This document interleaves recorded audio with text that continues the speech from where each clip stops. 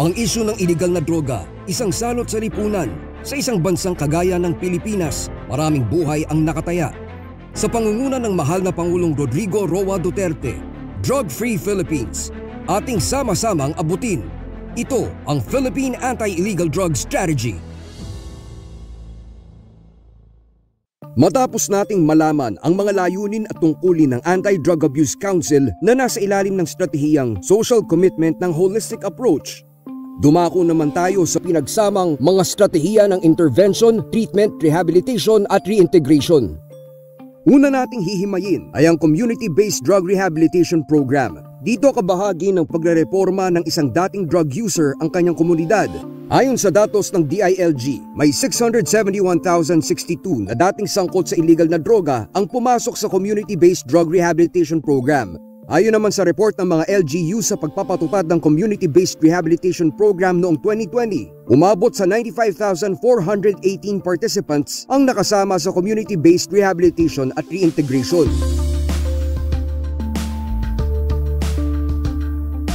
Well, ang Community-Based Drug Rehabilitation Program is actually a concept na pinapilot ng Philippine government when our anti-drug campaign started way back 2016. The intention kasi is to bring the interventions closer to the communities kung saan naroroon yung ating mga kababayan na nalulong sa paggamit ng illegal na droga na gustong mag-undergo ng treatment process. Ang CBDRP ay isang programa na pinagtatakbo ng local government unit and it is manned by different health personnel, different social welfare personnel, among many others. So, nandun po, nakapasok pa rin yung mga aspeto na kailangan natin. Assessment of a patient, brief intervention, rehabilitation program, short-term, functionality nila, and social reintegration. So, all of that po is available in a community-based program, but it is not as intensive as for those that are in the residential rehabilitation centers. Ang general intervention programs at ang community-based programs ay tumutugon sa mas nakakaraming gumagamit. No? Almost 90% ng mga gumagamit ng droga mapupunta sa kategoryang kailangan lang nilang intervention is yun nga, general intervention and community-based. Napakaliit na porsyento lang po ang pumapasok doon sa mga gumagamit na kailangan mo talagang iparehab sa inpatient program. So makikita natin na ang tinutugunan ngayon natin ay 90% of the needs na hindi natugunan previously. Nagtatayo po tayo ng mga CBDRP sa mga barangays or cities and municipalities.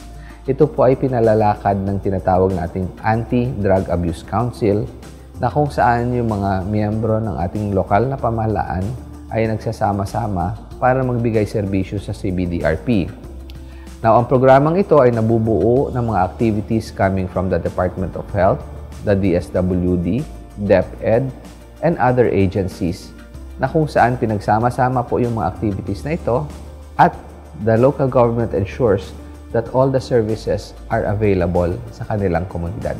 Importante kasi na ma-establish na yung interventions na ginagawa natin for the drug surrenderers must come from the community. It has to be in the community and there has to be ownership of the community. Kasi kasama po yung komunidad sa tutulong, no, para at least maipagaling at ma-reintegrate itong certain person na ito doon sa society kung saan siya nanggaling. Well, kami natutuwa, no, na may mga local government units tayo na nag-create ng kanilang anti-drug abuse office, no? And we see this as a big step toward sustaining yung ating mga community-based programs. Kasi talagang kailangan may dedicated units sa ating LGUs na mag-oversee, maninigurado na ang mga serbisyong ito ay available para sa ating mga nangangailangan. Sa kasalukuyan, may 55 treatment at rehabilitation facilities na kasali sa Treatment and Rehabilitation Admission Information System. Mula sa mga ito ay nakapagtala ng mahigit 5,000 admissions. Nakararami pa rin dito ang mga bagong admissions habang maliit na bahagi nito ang mga readmitted cases. Community participation, importante rin po dahil Siyempre, kung hindi alam ng komunidad, magiging stigma. Ang pagka ikaw tinataka na ikaw addict ka, no? Para bang wala na, habang buhay mo na dala to. Unlike kung ang community, educated siya, matutulungan nila sa pagbabago ang isang bata na minsan nalulung, minsan sa droga. Hindi naman lahat ng nalulung sa droga ay automatic sasabihin natin addict yan.